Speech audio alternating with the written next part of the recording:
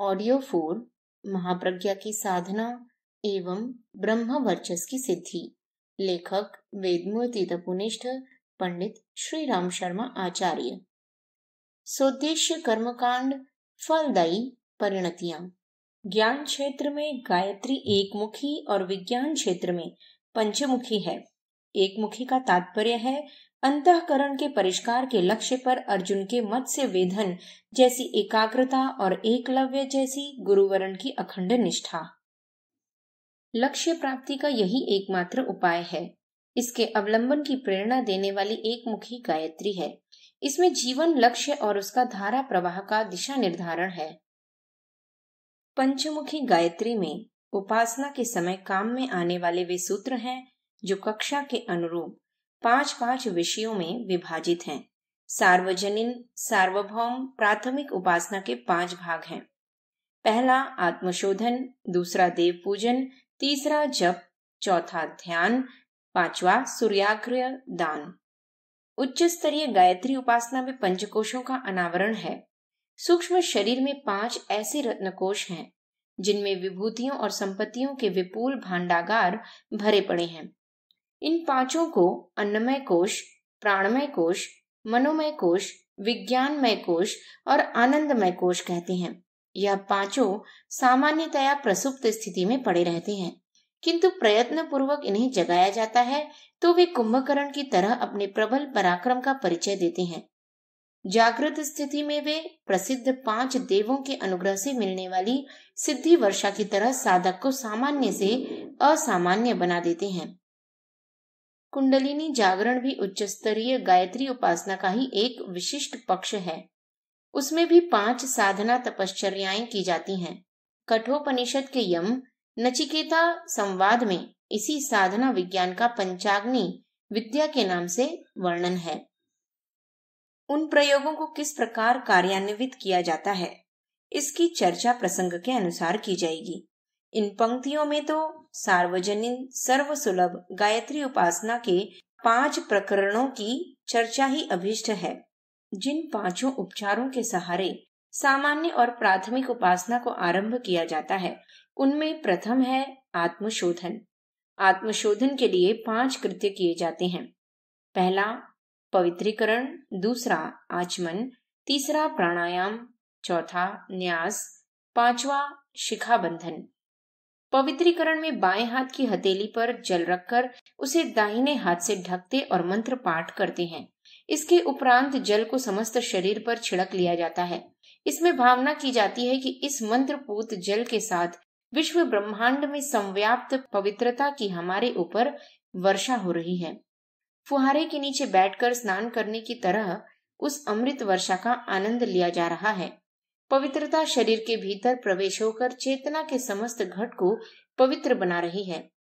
आचमन में मंत्र पूर्वक 3 बार 3 चमची जल मुख में डाला जाता है।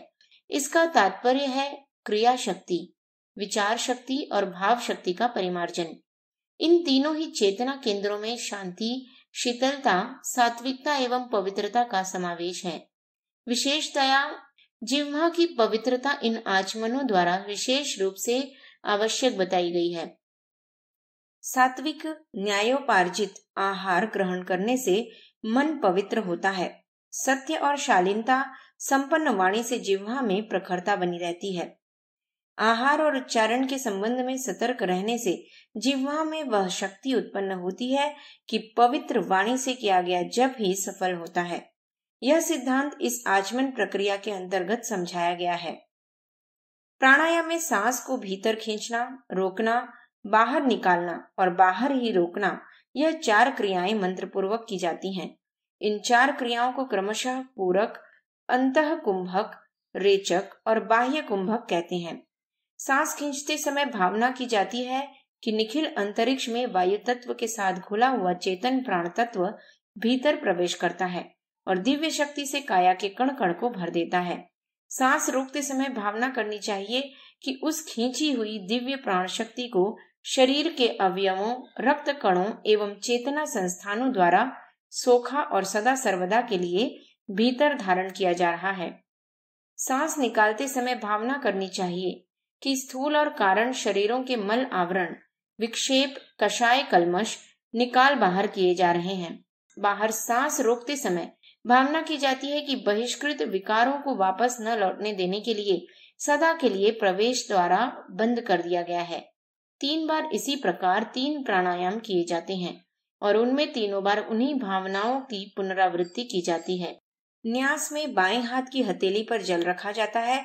दाहिने हाथ की 5 उंगलियों को इकट्ठी करके उन्हें जल में डुबाते और मंत्र पूर्वक क्रमशः मुख, नासिका, नेत्र, भुजाओं और जंघाओं से लगाते हैं। शेष जल का समस्त शरीर पर छिड़काव कर देते हैं। जिन इंद्रियों पर यह जल स्पर्श किया जाता है उनमें पवित्रता एवं सशक्तता भरे जाने की भावना परिपक्व करते हैं। शिखा बंधन में शिखा स्थान का जल से स्पर्श किया जाता है। यह सद्भावना, उत्कृष्टता एवं ऋतंभरा प्रज्ञा की अधिष्ठात्री गायत्री माता की शरीर के सर्वोच्च शिखर पर प्राण प्रतिष्ठापना है। इसे किले पर लगे झंडे का अभिवादन कहना चाहिए। इसे विवेक बुद्धि का भाव भरा अभिनंदन भी कहा जा सकता है। दूसरा चरण है देव पूजन। गायत्री माता की छवि को देवत्व के प्रतीक प्रतिनिधि के रूप में पूजा वेदी पर स्थापित करते हैं। देवता के प्रति श्रद्धांजलि प्रस्तुत की जाती है। उन्हें कुछ देते हैं। इसी अनुदान के प्रतिदान में देव अनुग्रह प्राप्त होता है। देवता देते हैं, उन्हें वे भी प्रिय होते हैं जो देने की गरिमा स्वीकार करते हैं और उसका ही शुभारंभ अपने आप से करते हैं। बीज गलने को तैयार होता है तो धरती माता उसे पोषण देकर विशालकाय वृक्ष बनने का वरदान एवं अनुदान प्रदान करती है। यही नीति देवताओं की भी है। वृक्ष अपने फल दूसरों को देते हैं। भेड़ बकरी भी ऊन दूसरों को देती हैं। नदियां अपना जल दूसरों को पिलाती हैं। इसी देव प्रकृति को अपनाए जाने पर प्रसन्न होकर देवता उन्हें अधिकाधिक अनुग्रह देते चले जाते हैं। कृपणता बरतने वाले अनुदार स्वार्थ परायणों के प्रति देवता भी निष्ठुर ही बने रहते हैं। इस तथ्य को ठीक तरह हृदयंगम करने के लिए पूजा की चौकी पर स्थापित गायत्री प्रतिमा के सम्मुख साधक को पंचोपचार के रूप में 5 प्रतिवेदन प्रस्तुत करने होते हैं। इससे यह आत्म शिक्षण मिलता है कि समर्थ देवताओं का अनुग्रह प्राप्त करने के लिए क्या रीति नीति अपनानी होगी। जीवनचर्या निर्धारण में किस स्तर की गतिविधियों का समावेश करना होगा। पंचोपचार में 5 वस्तुएं प्रयुक्त होती हैं: जल, चावल, पुष्प, दीपक, चंदन, रोली। इन 5 को उन नीतियों का प्रतीक माना जाना चाहिए जिन्हें अपनाने वाले पर देवता बिना मांगे ही अपना उदार अनुदान निरंतर बरसाते रहते हैं। पहला, जल। यह शीतलता, शांति, नम्रता, विनय एवं सज्जनता का प्रतीक है।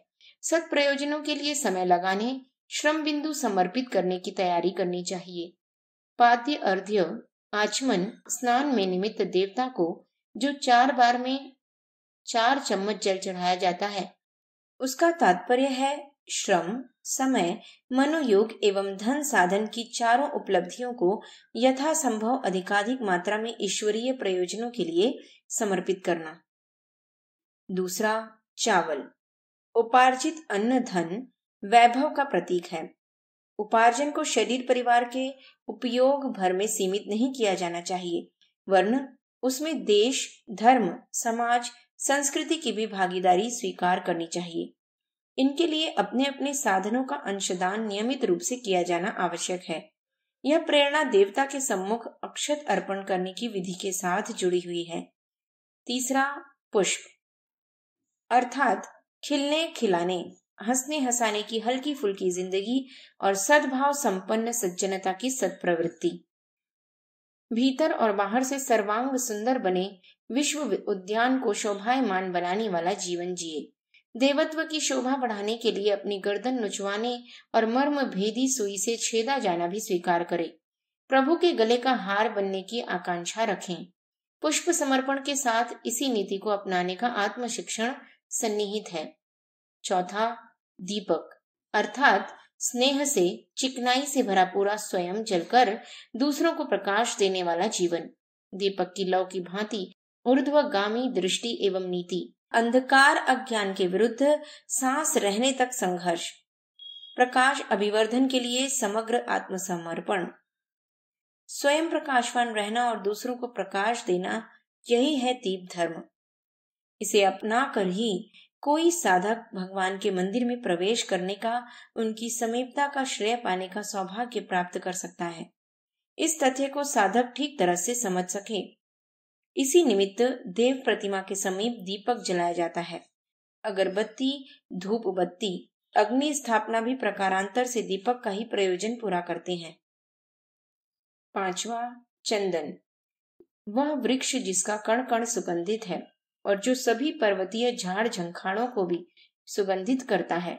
अपनी शीतलता से सांप, बिच्छू, विषदंश वालों तक को शांति प्रदान करता है।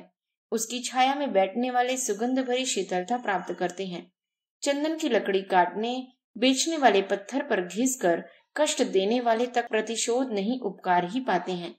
नष्ट होते होते भी चंदन अपनी लकड़ी से भजन करने की माला, हवन सामग्री, चंदन चूरा आदि उपयोगी सामग्री दे जाता है। हमारी शक्ति एवं सामर्थ्य का उपयोग भी इसी प्रकार होना चाहिए।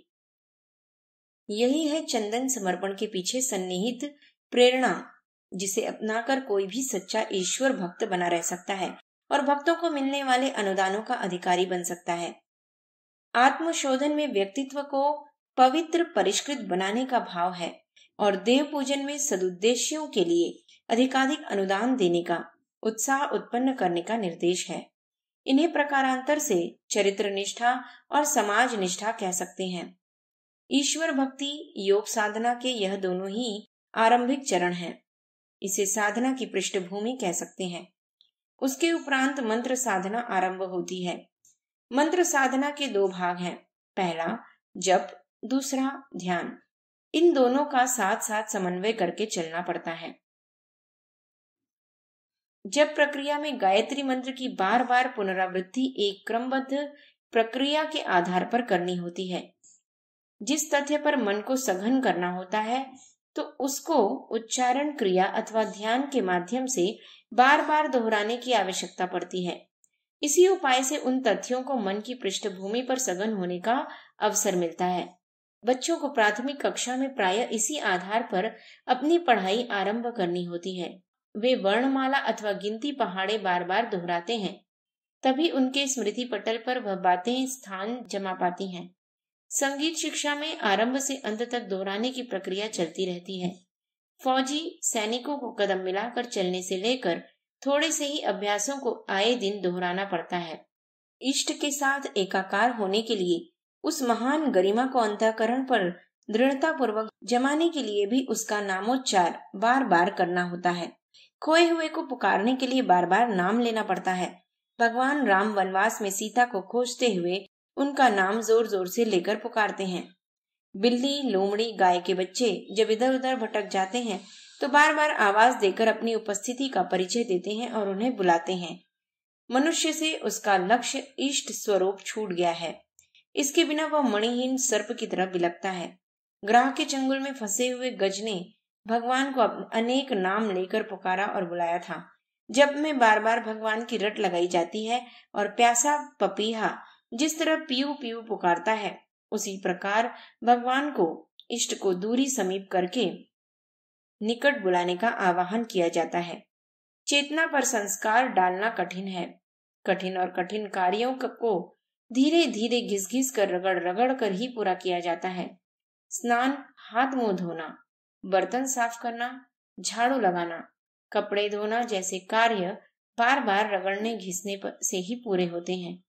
पॉलिश किसी पर भी किसी प्रकार की भी करनी हो तो उसमें घिसाई आवश्यक होती है। आरी से काटने में भी घिसना पड़ता है। रस्सी के रगड़ने से पत्थर पर निशान बनता है और कठोर मनोभूमि पर सुसंस्कार डालने के लिए रगड़ का अभ्यास करना पड़ता है। नाम जप से यही प्रयोजन पूरा होता है। विज्ञान के विद्यार्थी जानते हैं कि ताप की तरह ही शब्द में भी एक प्रचंड शक्ति है। इन दिनों श्रवणातीत ध्वनियों से ऐसे काम लिए जा रहे हैं जो प्रचंड ऊर्जा के लिए प्रयुक्त होने वाले करोड़ों रुपए मूल्य के विलक्षण यंत्रों से भी संभव नहीं हो पाते। मंत्र विद्या में शब्द विज्ञान के अत्यंत सूक्ष्म रहस्यों का समन्वय है। उनके शब्दों का गुंथन तत्ववेत्ताओं ने इस प्रकार किया है कि नियत क्रम, नियत तय, नियत लय ताल के अनुसार यदि उनकी पुनरावृत्ति की जाती रहे तो उससे एक अदृश्य शब्द चक्र बनता है। इसका उल्लेख चक्र सुदर्शन के रूप में हुआ है। अभिष्ट उद्देश्यों की पूर्ति के लिए यह ब्रह्मास्त्र रचनात्मक और ध्वंसात्मक दोनों ही कार्य पूरे करता है। टाइपराइटर की कुंजी दबाने से तीली उठती है और दूसरी जगह कागज छाप देती है। इसी प्रकार मंत्रों के शब्दोच्चार से शरीर के स्थूल और सूक्ष्म अवयवों में विशिष्ट हलचलें उत्पन्न होती हैं और उससे कई अति महत्वपूर्ण शक्तियां जागृत होने के फलस्वरूप प्रत्यक्ष जीव में कई प्रकार की सुविधाएं उत्पन्न होती और सफलताएं मिलती देखी जाती हैं। जब विज्ञान के पीछे ऐसे अनेकों कारण हैं जिससे उस प्रयोजन में लगे हुए साधक का श्रम अन्य कार्यों में लगने की अपेक्षा प्रत्यक्ष और परोक्ष परिणामों की दृष्टि से कहीं अधिक सफल रहता है, जबकि साथ साथ प्राथमिक उपासना का चतुर्थ चरण ध्यान भी आवश्यक है। जिस उद्देश्य के लिए जप किया जा रहा है उसमें जीव ही नहीं मन की एकाग्रता भी नियोजित होती रहे। जिस भी काम में शरीर और मन दोनों का समन्वय होता है उसी में सफलता की संभावना बहुत अधिक बढ़ जाती है। मात्र जप करते रहा जाए और मन खाली रहे तो वह इधर उधर भागता रहेगा। फलतः उपासना में न तो रस मिलेगा और न सफलता का सुयोग बनेगा। मनःशक्ति प्रचंड है, बिखराव में वह नष्ट होती रहती है। यदि ध्यान द्वारा उसे एक केंद्र पर इकट्ठा कर लिया जाए तो उसका प्रभाव परिणाम चमत्कारी होता है। सूर्य की किरणें आतिशी शीशे के माध्यम से इकट्ठी कर ली जाए तो आग जलने लगेगी। बिखरी बारूद को जला देने से थोड़ी सी चमक भर उत्पन्न होती है, पर यदि उसे बंदूक में भरकर एक ही दिशा में नियोजित किया जाए तो वह निशाना वेधती हुई पार निकल जाती है। भाप ऐसे ही बेकार उड़ती रहती है, किंतु उसकी थोड़ी सी मात्रा भी एक केंद्र पर लगा दी जाए तो उससे रेलगाड़ी के इंजन हजारों टन माल लेकर द्रुत गति से दौड़ने लगते हैं। मनःशक्ति बारूद, भाप, धूप आदि सबसे प्रचंड है। उसे ध्यान द्वारा एकाग्र करके भौतिक अथवा आत्मिक प्रयोजनों में लगाने से आशाजनक सफलताओं के नए नए आधार बन जाते हैं। अंतिम पंचम चरण है सूर्याग्र दान। पूजा के समय जलपात्र के प्रतिष्ठापित छोटे से पवित्र जल कलश को सूर्य भगवान के सम्मुख अथवा उनकी दिशा में अर्घ्य दिया जाता है। यह जप रूपी यज्ञ की पूर्णाहुति है। इसे श्रद्धांजलि, जलांजलि कह सकते हैं। जल चढ़ाते समय यह भाव करना चाहिए कि सूर्य परब्रह्म परमात्मा की प्रतीक है। कलश अपने अस्तित्व का प्रतिनिधि है। कलशों में भरा हुआ जल जीवन संपदा माना जाए और उसे सविता के विराट ब्रह्म के चरणों में समर्पित किया जाए। समर्पित करते समय यह भावनाएं उभरनी चाहिए कि अपना अस्तित्व वैभव विशाल विश्व के लिए, लोक कल्याण के लिए अर्पण करके उसे सच्चे अर्थों में सार्थक बनाना है। समर्पित जल सविता की ऊष्मा से भाप बनकर आकाश में बिखर जाता है और वातावरण में शीतलता उत्पन्न करके सीमित से असीम बनता है। इसी में मानव जीवन की पूर्णता, सार्थकता और ईश्वर की प्रसन्नता सन्निहित है। जीवन जल को परमार्थ के लिए समर्पित करके ही मनुष्य धन्य बनता है। यही आत्मशिक्षण सूर्याग्रह की प्रक्रिया के साथ जुड़ा हुआ है।